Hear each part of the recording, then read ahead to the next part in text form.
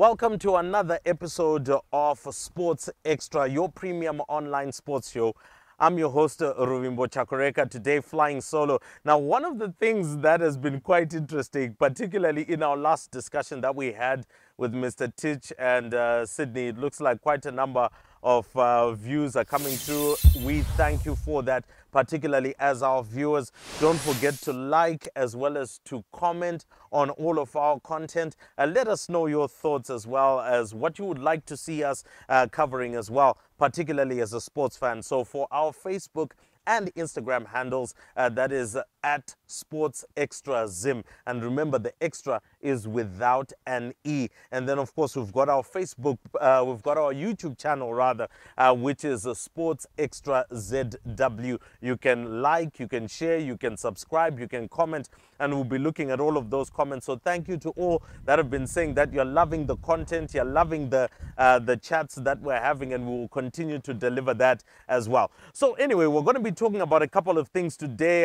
Benjani Marwaro was on social media yesterday, and he was quite scathing in his assessment of how football is being run here in Zimbabwe, and went on to say that if offered the job, well, he would actually take it. We're also going to be looking at the Africa Cup of Nations draw that was held last night in Cameroon. A pretty fair group for the Warriors. We're also going to be looking at a little bit of cricket. Our Lady Chevrons are in action today against Thailand in an unofficial one-day international match. And then, of course, the ICC T20 World Cup groups, they were put together. And the first match will be South Africa against Australia. And we're going to be looking a little bit more at some of that. So stay locked on as we take a little bit of a break. And when we come back, we get straight into the stories that we're going to be talking about today. Welcome back. So let's talk about Benjani Marwaro, the former Warriors, Portsmouth, Manchester City, Blackburn, Jomo Cosmos striker, and one who definitely did fly the flag of Zimbabwe high within the Premier League. One of the few Warriors players to actually ply their trade in the Premier League. We've only ever had four in the history of Zimbabwean football that have plied their trade in England. That's Bruce Grobler, Peter Ndlovu, Benjani Marwaro, and currently Marvelous Nakamba. So that is good for us, but maybe not so excellent as other African countries have had other representatives. But anyway, let's talk about Benjani. Now, yesterday he was on social media, was on a particular show, and he was actually talking about football development here in Zimbabwe. He went on to actually say a very, very scathing statement, and he said, can you pick any one of the under 23 players who you can say is ready to go to South Africa, to Zambia, or even ply their trade in Europe right now? And he said you can't even point to one. And the reason why that is so is because our football development here in Zimbabwe is not going in the right direction. And I tend to agree with Benjani Marwaro. ZIFA has to be held accountable. Every single year, there is a grant that is coming from the likes of FIFA in order to go through football development. They haven't been able to attract sponsorship because of some of the cases that have come through, allegations that have come through in terms of mishandling funds. And so at the end of the day, if sponsorship doesn't come through, then you have to depend on the grant in order to get your programs running. So that means all of your international friendlies, all of your travel expenses for your Warriors when they are fulfilling any one of the qualifier assignments, all these things now have to be taken care of the money that comes from the grant of FIFA. But the grant that comes from FIFA is not for taking care of those issues.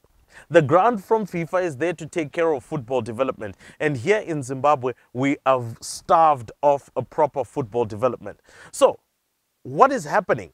Currently on the ground, what we have is we've got high schools, we've got primary schools that continuously belt out talent in all parts of the country, whether you're talking about the rural areas or urban areas. We've got a lot of them that are coming through.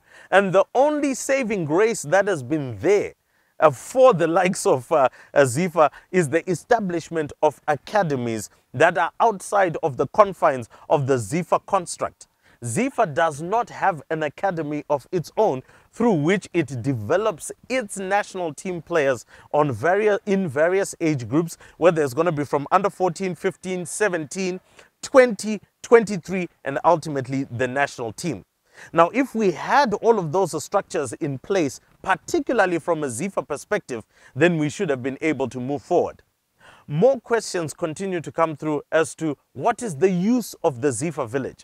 If it itself can't be able to have an academy of some sorts that would be running throughout the year, yes, we understand.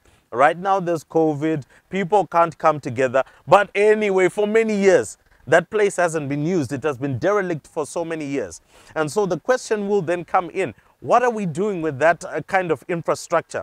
Has Xtra made any plans to actually progress and move forward in that regard? Well, what we do know is that they've now established what they call development leagues. It's a one step in the right direction, but one step that has come far too late. Many of the players that you're expecting to develop in these development leagues will most probably have already picked up the skills that they would have picked up at primary school level. Now, the likes of Andreas Iniesta, the likes of Xavi, the likes of Lionel Messi, skillful footballers, even Cristiano Ronaldo, and the list can go on, are players that were developed from primary school age. They were channeled in the right construct in order to be able to produce the ultimate footballer, which is what we see right now. Skills such as ball control, skills such as basic shooting, skills such as controlling the ball with your chest, skills such as running with the ball and not actually losing possession whilst you are in motion are things that you're taught at a very young age, so that when you do get at an older age, we're now just teaching you about how to position yourself in the box, how to be able to maybe send through a cross using various angles. But some of these things are also taught at a developmental level. Now, one of the things that has been a result of a lack of development is that we've seen our goals have whittled down over the years.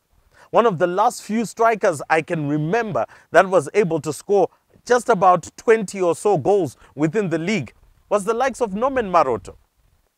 And ever since then, those that have been winning the top goal scorer of the season within the Castle Lager Premier Soccer League have not been able to hit the 20-goal mark. And it's almost a decade since we've last seen such. If not, it could even go further. So there are so many things that Benjani Marwaro was able to share, but also one of the key things, he said, if given the job to coach Zimbabwe, he said he wouldn't mind it. He would actually want to take over. We know that Zdravko Logarasic has come under fire for not being able to bring some results to the Warriors. But the question is, has Xtra made a bed for him to lie in? Or has he had to actually just put down a sheet and lie on the ground? Which is exactly what I feel is happening to Zdravko Logarasic. Now, moving away from what Benjani Marwaro was talking about and all of the issues around development, it brings us to what we're just talking about right now, Zdravko Logarasic. Now, he got to learn his fate last night when the draw was made for the Africa Cup of Nations. Now, this is the delayed Africa Cup of Nations, all because of the COVID-19 pandemic, and it is going to be hosted in Cameroon. The draw was held last night, and it was interesting times. Now, let us look at how the group stage is going to look like when all the teams get through to Cameroon. And for Zimbabwe, who they'll be taking on, because it's going to prove to be very interesting, actually. Now, looking at the groups, it is in Group B, which is particularly for Zimbabwe. They are going to have Senegal, Guinea, Malawi, and Zimbabwe. Now, by all intents and purposes, that is the fairest group that you would ever have. But now the question will actually be, are we prepared to be in this group? Well, Senegal went through their group stages and they were wiring teams left, right, and center. And we all know the kind of arsenal and quality that they carry within their side. So first and foremost, in goal, they've got Edouard Mendy, who is currently goalkeeper for Chelsea. And then you've got a Sadio Mane, you've got a Mbiang who also plays in France, you've got a Cheikh Kouyaté who plays for Crystal Palace, you've got a Kalidou Koulibaly who's still at Napoli, and it boasts of many other stars as well that play in Europe. So Senegal will definitely be the team that is most likely going to come out of that group. And then Guinea boasts of one particular star, that is Nabi Keita, who has been struggling for game time at Liverpool, all because of the injuries that he tends to get. And we all know the quality that he was able to carry when he was playing at RB Leipzig in Germany. He is a quality player, and when he gets going, it will be difficult to stop him. But then when it comes to Malawi, you should feel that Zimbabwe should have won over Malawi. But all these teams are preparing. We are not preparing. We don't have a running league at the present moment. And that means selection for Zdravko Logaricic will be based on players that are playing in their foreign leagues, that he may not necessarily have the time to watch all of them play at the same time, particularly over a weekend. However, names that you will expect within that side are the likes of Kama Billiat, Marshall Munetsi, Tinoka Dewere will all be expected to be in the side. But can those three, well, inclusive of the captain Knowledge Musona, who's now playing in Saudi Arabia, Teenage Hadebe in the USA, now can these players move and help us to proceed beyond the group stage? The Warriors have gone to the Africa Cup of Nations 5 times. And in those 5 times, they've not been able to make it past the group stage. So it is now time for a change. Now, anyway, let's look at the other groups. Now, Group A has got Cameroon, Burkina Faso, Ethiopia, and Cape Verde. I think this is going to be a very, very interesting group.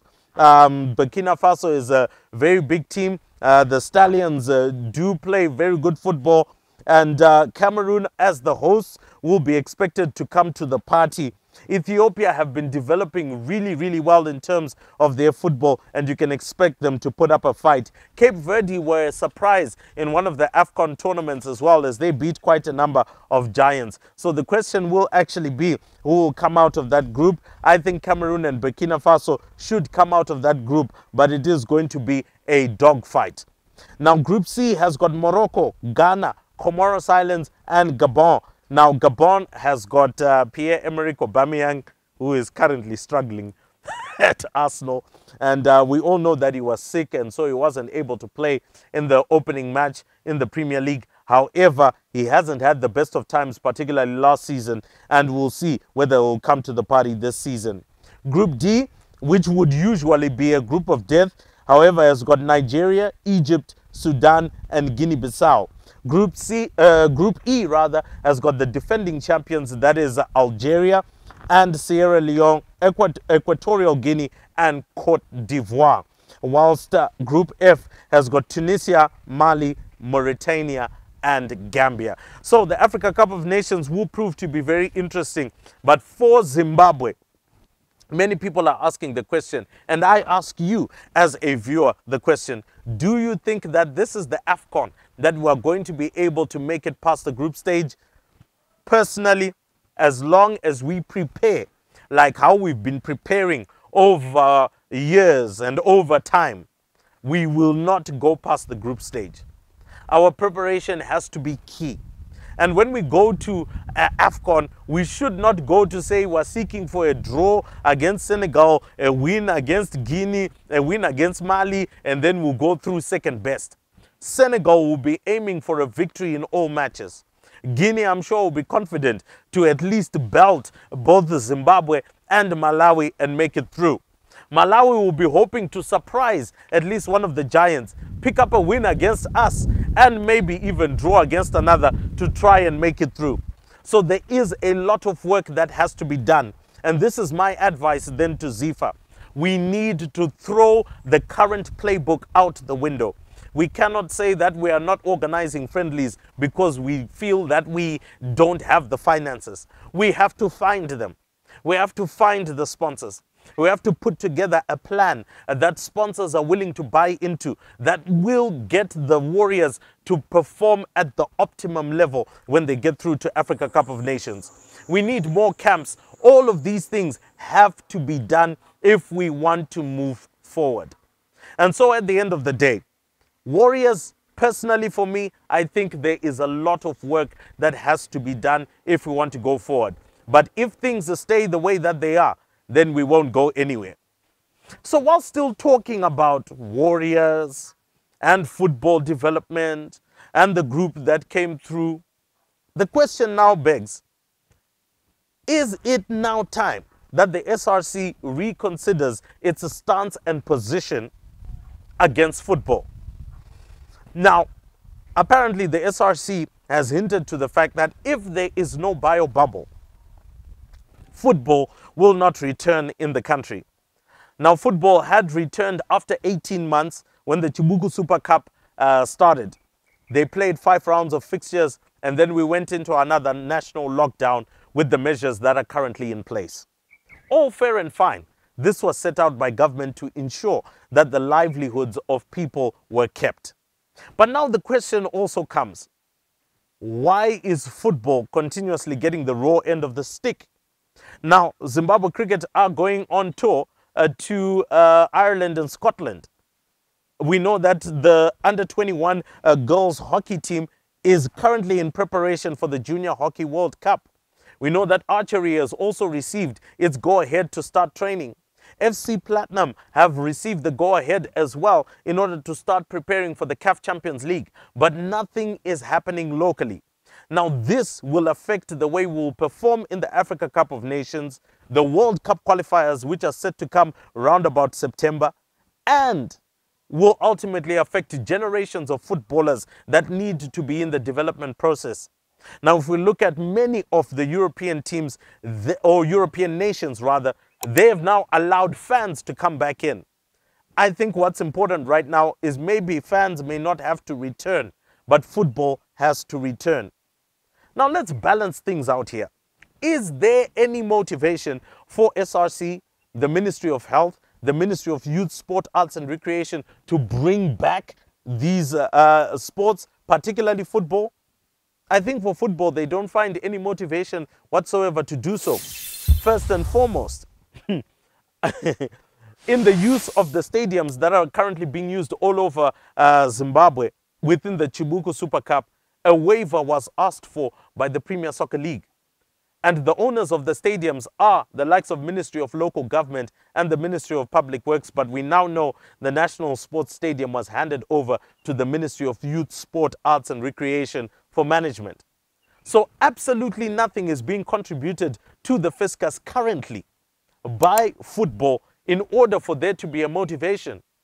As compared to England, Spain, Italy, Germany, all those countries have got something which is being contributed to the fiscus. For those that have got stadiums that are run by councils, they are paying for those stadiums in as much as they are lease agreements. Now that fans are coming back in, there's also a tax, a value-added tax that is charged on each and every one of the tickets that are bought. So this means that government is getting something back which will help revive the economy in the countries that they're in. But as for now, without fans even coming back, what should be done? Well, I would then say for ZIFA, for PSL, the only proposal that they might have is to go into schools. Now, quite unfortunately, our schools are not yet open. But going to camp in schools is the perfect bio-bubble that football clubs can take on in order to be able to proceed with football. We know that many of the players, if not all of the clubs, have completed their vaccination programs here in Zimbabwe. But also at the same time, we need to make sure that every one of the other staff is also kept in a safe environment, which is a biosecure bubble, which in earnest can be made very cheap by going to schools. So this is the only way I see football returning. But SRC has to also take considerations even further. Yesterday, we saw the headline of Highlanders goalkeeper Ariel Sibanda leaving his club. The club that he has been with for 13 years. And one of the major reasons is because of salaries. Salaries are not being paid because clubs are non-functional. Now already there is an impending exodus that is coming through at Highlanders Football Club of senior players. and they are allowed to leave their clubs by a FIFA statute that says that a player can justifiably leave their club if issues like salaries are not being paid. Now they can take advantage of this and they can move, and maybe you might think they want to move towards South Africa, but we're also looking at the realistic issues on the ground. Our players do not have salaries. Our players are not playing football. Our players are not advancing their careers. Our players are not being scouted because they are not on any form of field of play, or are they even being filmed in terms of what they are doing. And so I think the time has come for the SRC, the Ministry of Youth, Sport, Arts and Recreation, as well as the Ministry of Health, which is also in charge of making sure that they grant these go-aheads or these green lights, particularly for sport, to reconsider the position of football.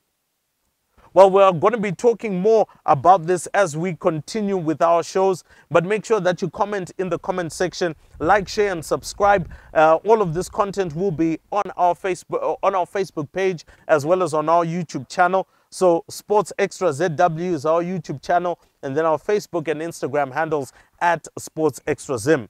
Now we take a short break, and when we come back, we're going to be looking at the cricket side of things, starting off with the Lady Chevrons, and then ultimately looking at the ICC T20 World Cup.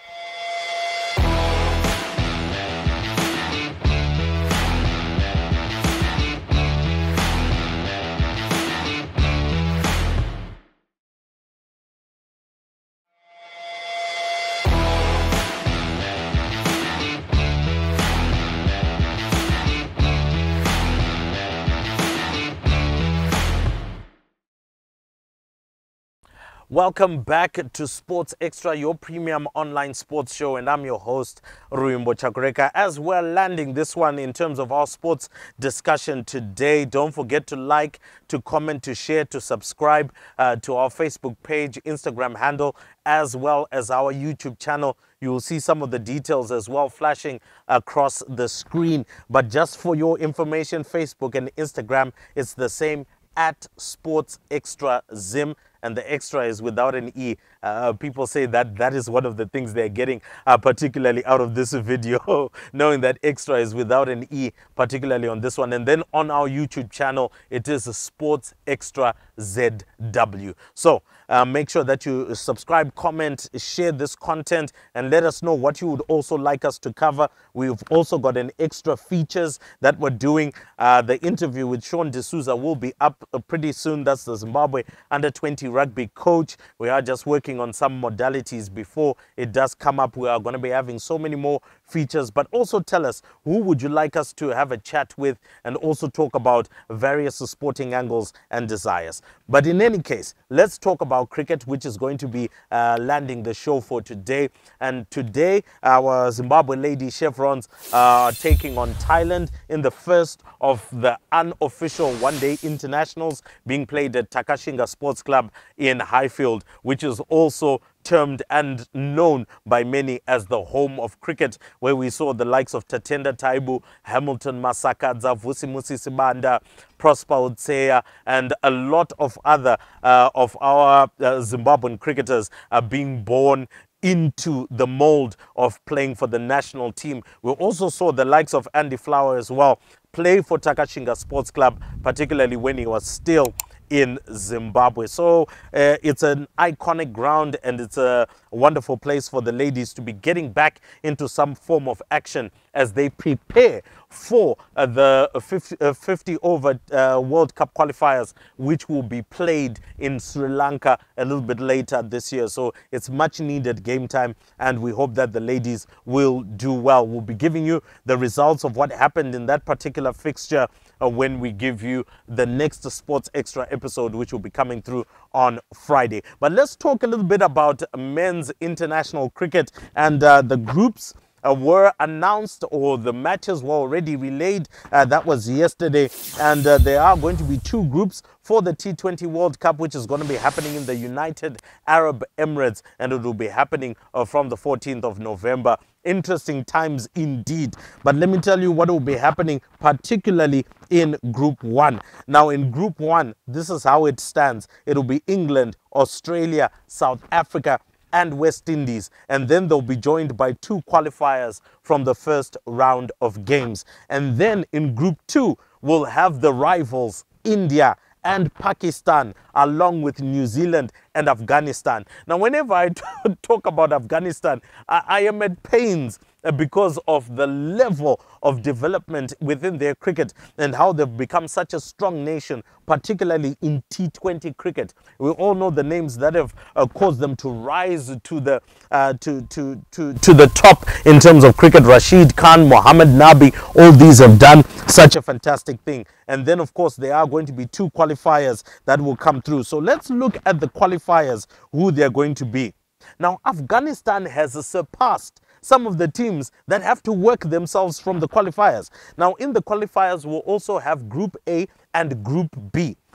And in Group A, we'll have Sri Lanka, Ireland, Netherlands, and Namibia. Now, did you hear that? Sri Lanka is below Afghanistan in ranking. That is what shows you that when you put your mind to it and you develop your cricket, you will even become better than some of the teams that have played cricket longer than you. And then in Group B, we will have Bangladesh, another team which came and routed us here at home, and Scotland, Papua New Guinea, and Oman. Now, unfortunately, we didn't make it to the qualifiers because at the time when we were supposed to go there, or when we were supposed to be included, we were then suspended by the ICC. That was the time when there was a tiff between government and Zimbabwe cricket and all that mess. But in any case, all of that is done. We're past that and we're now moving forward. But just looking at the groups, I think Group A is going to be sumptuous. Group B, yes, has got India, Pakistan. That rivalry will be very interesting. But seeing South Africa, West Indies, England, and Australia in one group is going to be interesting. In terms of the ones that will go through, I'll be perfectly honest.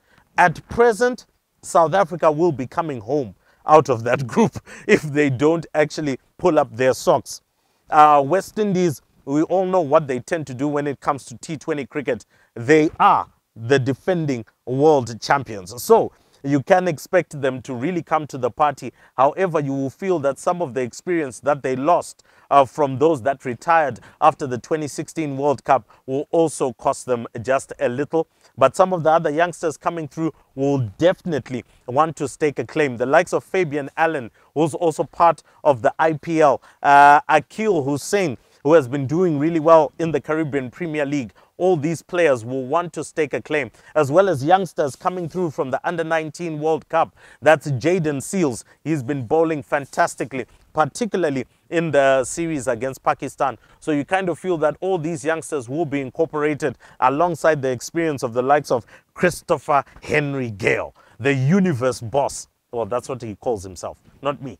But anyway, they'll be coming through. Then you've got Australia, who are struggling at the moment because many of their top players took some time off. And when they went to West Indies, yeah, all I can say is that at the end of the day. So we'll be watching all of that. India, Pakistan, New Zealand, Afghanistan. Well, you'll expect India, Pakistan, and New Zealand to be the top quality sides in that particular group. You should expect the likes of Sri Lanka and Bangladesh to make it out of the qualifiers. But alongside who? Will Namibia also be able to make it through and maybe increase the African participation there? Will the likes of Papua New Guinea, who came here for the Cricket World Cup qualifiers for the 50-over World Cup, also showing some nice performances, will they also step up to the plate, or will it be the likes of Scotland and Ireland who will proceed further? We'll be monitoring all of that action, and you can expect Sports Extra to be doing all of that business for you. Well, it brings me to the end of today's episode. Thank you so much for continuously viewing, your subscriptions, your likes and your shares upon our YouTube channel. They are very welcome, but we also love your comments, so keep them coming through. We want to hear your thoughts. We want to hear what you think is going to be happening with all of the stories that we share. So don't forget Facebook, Instagram, and YouTube. And we'll bring you another episode this coming Friday. And it is going to be lit once again. Other than that, have a fantastic time and cheerio.